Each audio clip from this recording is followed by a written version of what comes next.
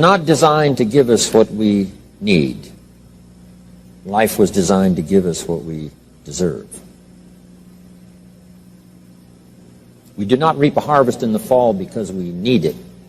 We reap a harvest in the fall because we deserve it. Not necessarily from a moral standpoint. Of course, there are some moral laws as well, spiritual and moral laws.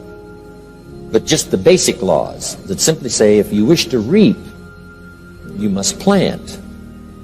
So jot this down. Reaping is reserved for the planters. And the reason they reap is because they deserve it. They're the planters. They deserve to reap. Interesting Bible phrase that says, if you keep knocking, you'll find open doors. Good phrase to jot down. If you keep knocking, you'll find open doors. Doors of opportunity. Doors of a chance to meet someone. Doors open for association. Doors open to find someone special. Doors open to find a unique business colleague. If you keep knocking, the phrase says, doors of opportunity are open to those who continually knock. So we don't find open doors of opportunity because we need them. We find them because we deserve them. Only those who knock deserve to find an open door. But the promise is, if you continually knock, you'll find doors of opportunity. It says, if you search, you will find. So make the note, it's good. Finding is reserved for the searchers because they deserve it. Now, at first they may have needed it, but they now know that just needing it is not sufficient. But if they need it, now they must qualify for it. The reason why you're going to be blessed with good ideas this weekend is because you've come searching.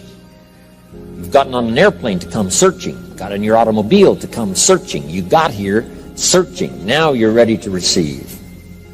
And for those who search, they will find answers. They will find plans, imagination to stir yourself into action for future benefit.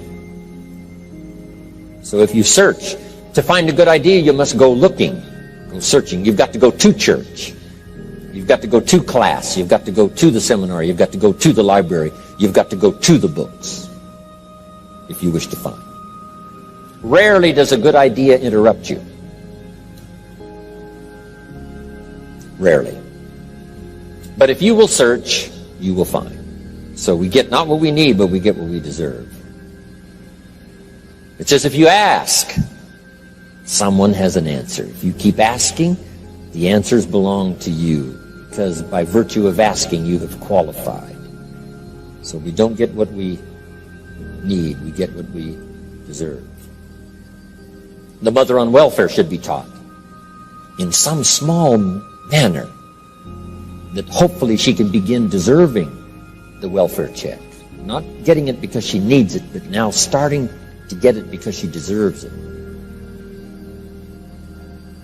If the welfare worker says to Mary, Mary, I brought a bucket of paint and a paintbrush, and the next time I come, if the door is painted and the fence here in front is painted, I give you the check for $450. Not that painting the door and painting the fence is worth $450. It's not worth that much, but it is the beginning of the process. So make that note. I want to begin the process of deserving. What would that be? What process should I begin engaging in to deserve good health, to deserve a good relationship, to deserve prosperity, to deserve an enterprise, to deserve the opportunity to build a city? What must I do to begin the process of deserving? So now the welfare worker comes back and the door is painted and the fence is painted, and now Mary gets the $450 to help take care of her children, not because she needs it, but because she's beginning to deserve it. Then the welfare worker thinks of some other project. She said, Mary, if these weeds are gone and this little garden is cultivated, when I come back, now that the door is painted and the fence is painted, if the weeds are gone and this little garden is cultivated, you get the $450. And step by step, a new life is emerging, learning the process of deserving it, not just needing. We teach our children at home, right? Child says, I need $10. So that language doesn't work here. There's plenty of money here, and the vaults are full. But to say I need $10 is not how you open the vault. So the child says what? Wow, how can I get that $10 that I need? So here's what they learn to say. How could I earn $10? Now the vault opens up. Now the money starts to flow. How could I earn $10? What could I do to earn the money? Not to get the money because you need it. Maybe you need the money. That's, all of us have needs. But here the key is to figure out how to open the vault, how to open the bank, how to open this unbelievable flow of resources to come our way. And here's the key: to deserve it, not to need it. You can't walk out to the field and say to the field, I need a crop. Here's what the field says. Here's what the ground says. Who is this clown that brings me his need but brings me no seed? So jot that down. Take your seed to the marketplace, not your need. Don't disclose your need to the marketplace, only your willingness. We'll talk about that a little later today. Because the marketplace is not interested in your need, but they are interested in your seed. They're interested in your willingness to work. They're interested in your disciplines. They're interested in your eagerness. They're interested in your vitality and your work ethic. That's what the marketplace is interested in. Not your need, but your seed. Okay. We get what we deserve. Old Testament God says, if you'll move toward me, I'll move toward you. See, that's how you get those occasions to meet God. You must make the move. God could say, you don't move, I don't move. You say, well, that's arbitrary. Well, when you're God, you can make it that way.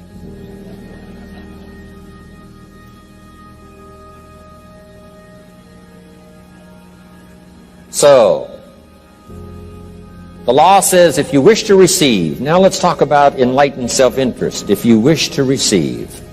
And we would call the wish to receive self-interest. But if it's enlightened self-interest, here's what it says. I understand that in order to receive, I must give. Receiving is reserved for those who give. Receiving is not reserved for those who need it. It's reserved for those who deserve it. We deserve the receiving by giving. In fact, there's an extraordinary phrase in this little context, and here's what it says. It's better to give than it is to receive. Now, the uneducated person would find that difficult to ponder. Why would it be better to give than it is to receive? So let me give you one of the better phrases for the day. Here it is. Giving starts the receiving process. So, of course, it's better to give than it is to receive. How much receiving do you wish? You must start the giving process. For me to receive my additional fortunes for the future, not necessarily for the money, because I don't need the money. I take the money, but I don't need the money. But here's what I do need. For someone to say, a year from now, 5 years from now, Mr. Rohn, that seminar helped to change my life. And for whatever reason, I was brought here to this place for this time. And later someone says that. See, to receive that kind of thanks, it's unbelievable. Here's what you cannot buy. That kind of thanks. You can't buy it with money. You have to earn it.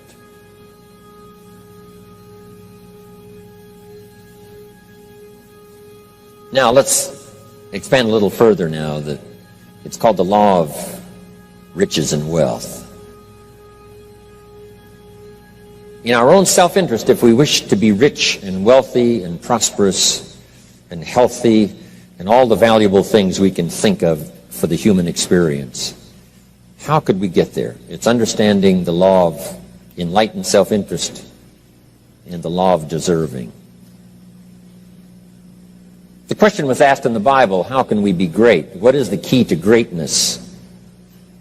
Great wealth, great return, great accolades, trophies to put on the mantle above the fireplace. How can we get great respect? great riches, great abundance for ourselves? How can we get that? And the answer was given, and here was the answer. Find a way to serve. Find a way to serve the many. So I paraphrase it to read this. Service to many leads to greatness. Service to many leads to greatness. Someone says, well, about the best I can do is take care of myself. That's okay. Self-care, has its own reward, but it's very limited. Somebody says, I can't be worried about other people's problems. I got enough problems of my own. That's okay. Self-defense is okay. Self-preservation is okay, but it has a very limited reward.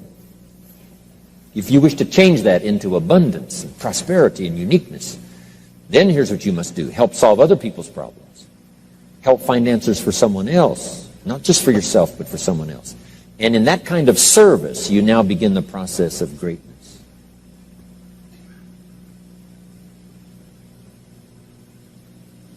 Someone asked the question, how can I be ruler over many? How could I manage a lot of people? How could I be the leader of a vast movement or enterprise? Here was the answer. Nothing wrong with that wish. We call that self-interest of the highest kind. Wishing to be the manager, the ruler, wishing to be presiding over many people. Here was the answer. Be faithful when the amounts are small. Be faithful when there's just a few. Be disciplined when there's only a few. That starts to entitle you to someday be ruler over many. You say, well, if I had a big organization, I'd really run it with a strong hand and I'd be a fabulous leader. But I've only got a few and I don't know where they are. See, that's not going to work. If you wish to preside over riches, you must start when the amounts are small. Someone says, oh, if I had a fortune, I'd really take good care of it, but I've only got a paycheck, I don't know where it goes. See, not knowing where it goes disqualifies you now for presiding over the fortune. We've all heard that, right? I don't know where it all goes. Did you ever hear that expression? Oh, we'd love to have you run the company. You don't know where it all goes. Somebody says, it just gets away from me. Oh, we'd love to have you run the world, right? It just gets away from you. Somebody says, it's only pennies and it's only a few. Here's where you begin to qualify for abundance and riches and greatness and respect, is to be disciplined when the amounts are small. Someone finds it unique, right, that this many people would come and hear what I've got to say for a whole weekend. But this is not where I started. I started with just a few. But I was so on fire with the few, trying to translate for them in my awkward ways back then. What had happened to me? My life got changed, my income got changed, my health got changed, everything got changed for the better. And now I've lived the most extraordinary life. But it started with my passion for just a few, to translate for just the few. Someone says, well, there's just a few here. Does this meeting matter when there's only a few? And the answer is yes. Jot this down. You never know who's in the audience.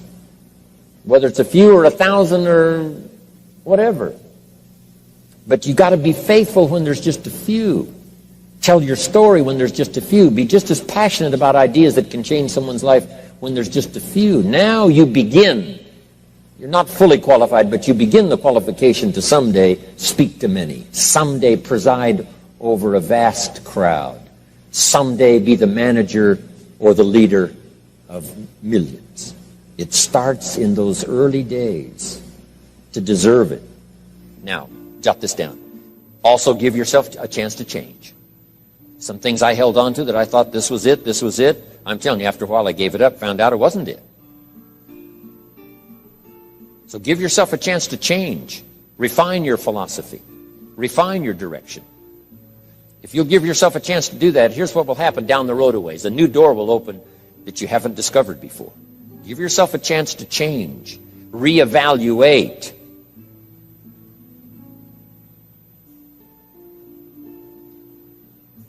Okay.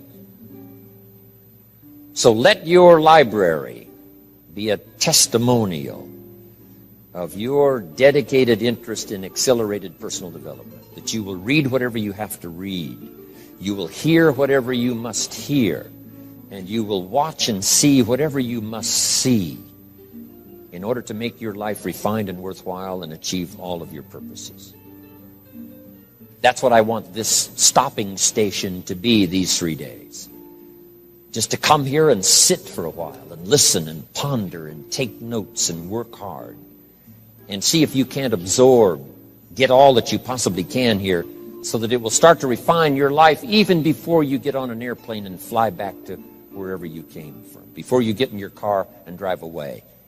What we share with you here, with all the rest that you've learned, this will be a catalyst to start a process even before you get home that'll start working for you. Some of you are going to set some goals. We're going to do the workshop tomorrow, designing the next 10 years. Hopefully you'll come up with some new promises, some new objectives, some new ideas. And by the time we're finished here, these 2-3 days, I'm telling you, you'll see yourself able to accomplish 2 times, 3 times, 5 times more than you ever thought was possible, which will make this cost of this seminar a small price to pay. And hopefully it'll make the time you spent here a small price to pay compared to making this an investment in your future, in what will flow in terms of money and income and return and reward and respect and dignity and accolades, trophies, all the stuff that can be yours. A marriage that lasts forever, a friendship that nourishes you forever, things that you'll find that you'll keep and treasure for a lifetime. Hopefully this is one of those weekends. It takes a lot of effort to learn. It takes a lot of effort to grow. It takes a lot of effort to decide and debate. But jot this down. It's all worth the price. Whatever stimulates you to think, whatever stimulates you to wonder, whatever stimulates you to react or even to debate, even if you hear something you say, well, that's not right, see, that's still valuable. It means you're awake. It means you're alert. It means you're alive. It means your mind is ready to take on something, whether it's agreeable or not agreeable. Something right, something wrong. Who cares what it is? We've got to listen to a variety of voices. And some are going to come from the left and some are going to come from the right. And some are going to come from mysterious sources. And some will try to entice you with all kinds of stuff. But that's okay. Just so you're alive and alert and awake, ready to process anything that comes your way. Take the best of it and make it beneficial for you, so that tomorrow you walk with a stronger step. Next month you see a clearer vision. And a month from now, the purpose for your life is multiplied by 2, 3, 5. That's what I want to create here. So, now, to hurry and get through, because we have so many subjects to cover, let's cover now some other things under personal development. Here's one that's important as you read and as you listen and as you study and as you grow and as you take notes and as you fill up your journal. And then try to work on the ideas to make yourself valuable in the marketplace. Here's something to remember under personal development, some things I had to learn. First, steps to success. First of all, you need good ideas. Just decide right now you're going to accelerate your plan for collecting good ideas. Ideas for your life, ideas for your health, ideas for your marriage, your relationships.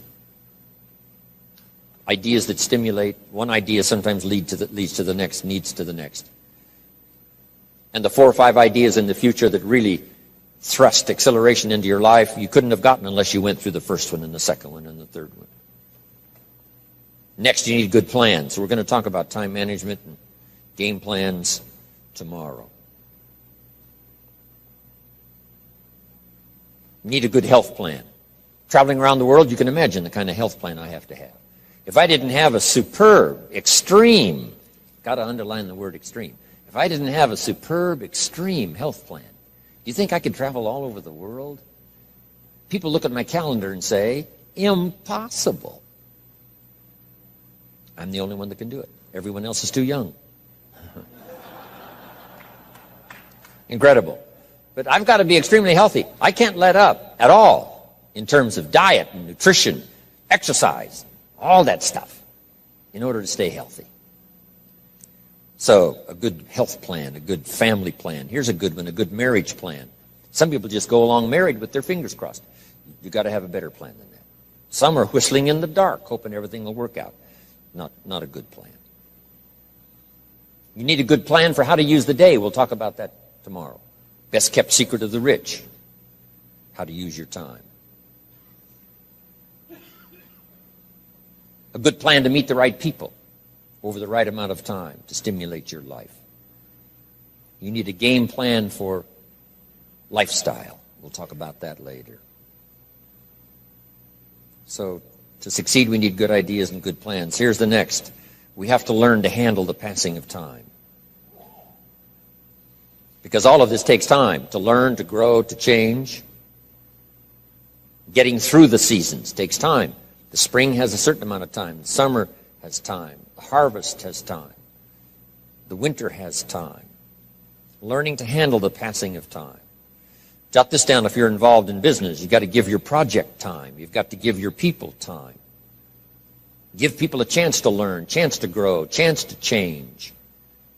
One of the great requirements, especially in such an industrialized, busy, mad, dashing society, and that is to have people patience. First, we exercise it with our children and our family. Getting people to work together. Got to have patience, even with your family. If you're involved with independent people, it's a challenge. It's like herding cats, trying to get them to work together. Herding sheep is easy. They very quickly get going the same direction. But try herding cats. It's like your children. Different ages and different personalities and different opinions. To get the family all going the same direction, kind of working together to make things work, I'm telling you, it is a challenge. But if you'll have some patience, you can do it. Now here's the big one, to have patience with yourself. Give yourself time to learn. Give yourself time to understand good ideas. Give yourself time to make changes and then grow into those changes. Give yourself time to refine your personality to fit the business, whatever business you're engaged in. In some you may have to speak up a little stronger, and some you may have to calm down just a little bit more. Just learn to refine your personality and your temperament to suit. All of us can do that, but it takes time. Have patience with yourself. We had to do that from the beginning. Learning to tie the shoestrings of your shoes. If you tried a couple of times and says, I'll never learn this, it's over. Say, no, you can't go through life with your shoes untied. Come on. Some people, maybe it happens for them a little quicker than others. Some people get the hang of it almost overnight. Someone else, it takes a little longer. If it takes you a little longer, have patience with yourself. Because patience has its own reward. Patience is a virtue of the extraordinary kind. We have to have patience with our employers. We have to have patience with government officials. You've got to have patience with IRS. You've got to have patience with the Army. You've got to have patience with the FBI. Here's a good thing to remember while you're exercising patience. Usually enough good people will finally make it right. You just got to jot that down. Usually enough good people will finally make it right. Not everyone in the community is going to toe the line and do the moral thing. But let me tell you what, most will. That's how we create a society that we can live in. Most will. Every teenager will not obey all the rules and regulations and live a model life. Not everyone will, but jot this down. Most will. Enough will. When the good Lord recruited 12, not every disciple, not every one of the 12, but it was enough of the 12 to start a movement that's lasted for 2,000 years. Not everyone, but enough will. There's only been a couple of exceptions to that rule. One was the story of Sodom and Gomorrah. God was going to destroy Sodom and Gomorrah for their evil ways. Abraham had a friend that lived there. And Abraham implored and said, God, if I can go to Sodom and Gomorrah and find 50 righteous people, will you spare the city? And God said, Abraham, you've been such an excellent friend of mine. Yes, I'll spare the city if you can find 50. So he searches the city, can't find 50 good people. Comes back and says, Lord, would you take 40? God says, Abraham, for you, come on, I'll do it. If you can find 40. So he searches for 40, can't find 40. And he comes back and says, would you take 30? Good Lord says, Abraham, only for you will I reduce it to 30. Can't find 30. Can't find 20. Abraham said, this is my last request. Would you take 10? God said, only for you, Abraham. So he went searching for 10. And you know the story. Right? Couldn't find 10. That's the exception to the rule. So he said, Abraham, get your friend Lot and his family out of there because the end has come. But that's the exception to the rule. So jot down the general rule. Most will. In a civilized society, most will obey the rules. In government, most will. Not every senator will, but what? Enough will to build a stable government and a future. Not everyone in the armed forces will, but enough will. Not everyone in the community will, but enough will. Not every teenager in this high school will, but I'm telling you, the most will. And that's how we survive in a civilized society, because most will. And that's a good feeling to know. Most will. Okay. So have patience. Next, under personal development, is learning to solve problems.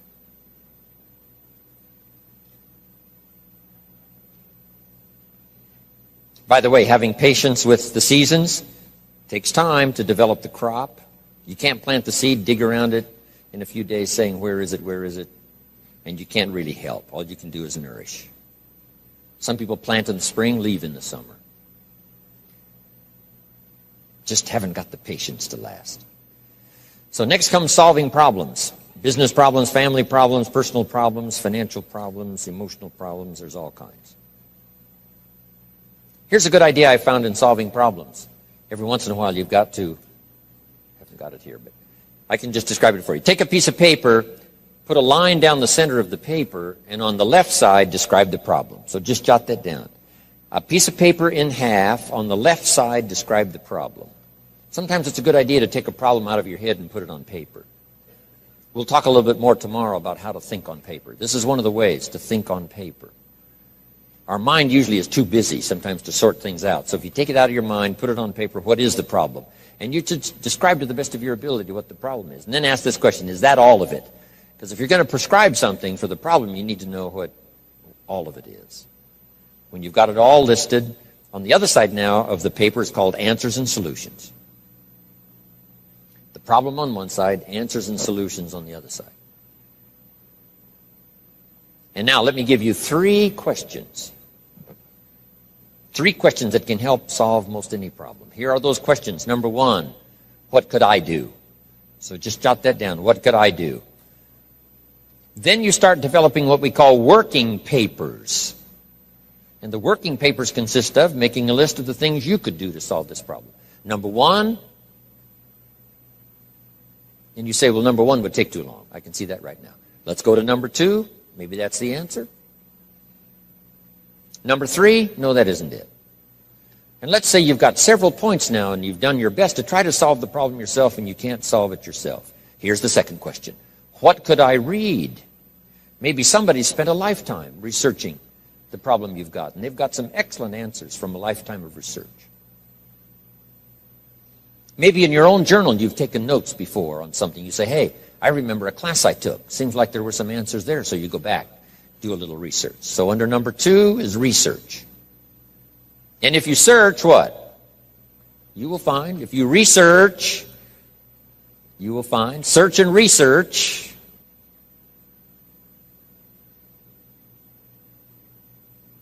Now, research as soon as possible, because if the problem is severe, you don't want to wait till too late. My friend Kenny comes to me and says, he just lost a beautiful lady, fabulous lady. They got a divorce. She was really something. Then after his divorce, he comes to me and says, you know, it's over. But he says, you know, something strange. He said, I found a book in my own library that I think would have saved my marriage if I had read it before my divorce. And it was a book entitled How to Live with Another Person. He said, I should have read that book a long time ago. He finally read it, but it was a little late.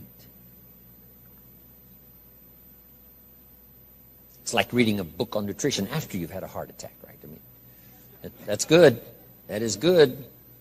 But gosh, it's so much better to read it before. Spare yourself the agony and the lost time and maybe the loss of your life.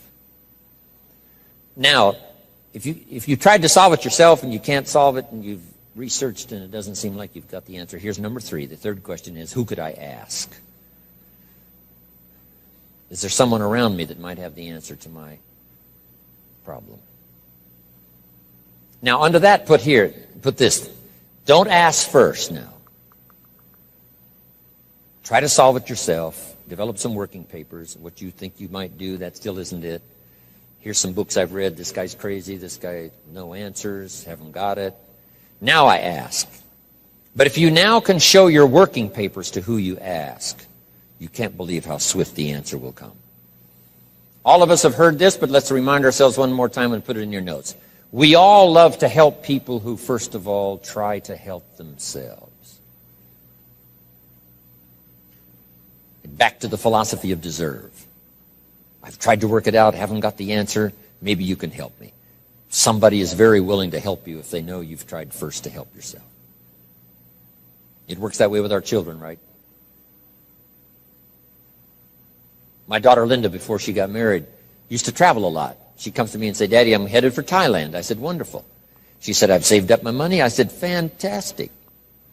She said, I've got $1,000. I said, wonderful.